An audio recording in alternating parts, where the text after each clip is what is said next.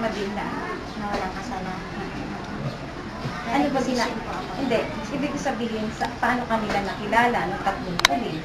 Ganun. Tawagan po nila kami doon sa taga-linis ng sasakyan mo. Ganun. Saan banda yan? Sa station A. Yung asawa niya pala, taga-linis mo. Tapos pag yung may hearing, halimbawa bukas hearing natin. Kasama niya ako. Tapos, ano sabi sa'yo? Sama daw. So, wala na akong magawa. Sasama na lang. Yung sinasabing pinipwersa ka. Opo, hindi daw po pwedeng umayaw. Bakit daw? Kasi kasali na raw ako sa kaso. Yung binibintang nilang puro ano? Yung officer daw. Hindi, sa akin, yan, sabihin mo sa pakilala ko si Rosemary. Ako nga po pala si Rosemary Antonio na lumapit po sa kay Lisa Omega na sabihin na hindi na ako titistigo lang sa kanya. Bakit? Bakit? Dahil ayaw ko po nang magkasala.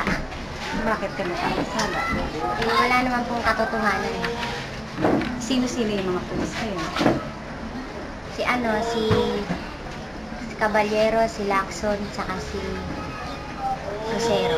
Winersa ka ba nila para mag-witness sa akin? Parang ganun. Parang ganun?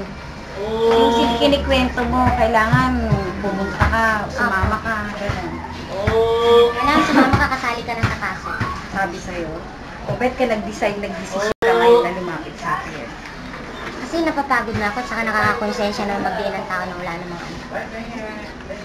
Yun lang ang gusto ko kasi sa totoo lang, halos na rin ngayon kita nakilala. Nagulat ako sa'yo, kagigising ko na pumunta ka din sa bahay. Hindi ko alam kung anong gagawin ko. Dahil sa totoo lang, inosente ko. Hindi ko alam.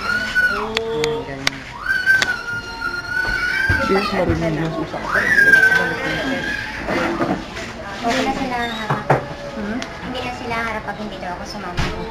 Sino sabi? Si Lacson at saka si Rosero. Tapos, ay yung sinasabi mo, halimbawa, yung sinasabi mo kay Chairman. Paano yun? Yung sinabi ni Rosero? Ano yun? Kasi nagsabi, ganito yon. Nag-text siya, sabi ni Rosero ganito, magkakarap kami sa ang tawag dito, tingnan mo ha, kakampi natin si Mahab. Atin ang chairman, si Mahabagay, text ko siya. Tinext siya, tapos ang reply ni Mahabagay, sabi ganito, huwag ka mag-alala, tutunugan ko kung sino-sino yung mga nakaperma doon. Yung sa 300 plus? Yung 300 person. Oo. Mga ano yun eh, mga nakakilala sa amin, hindi talaga kami. Yun lang nakita ko. Pati pala si Mahal.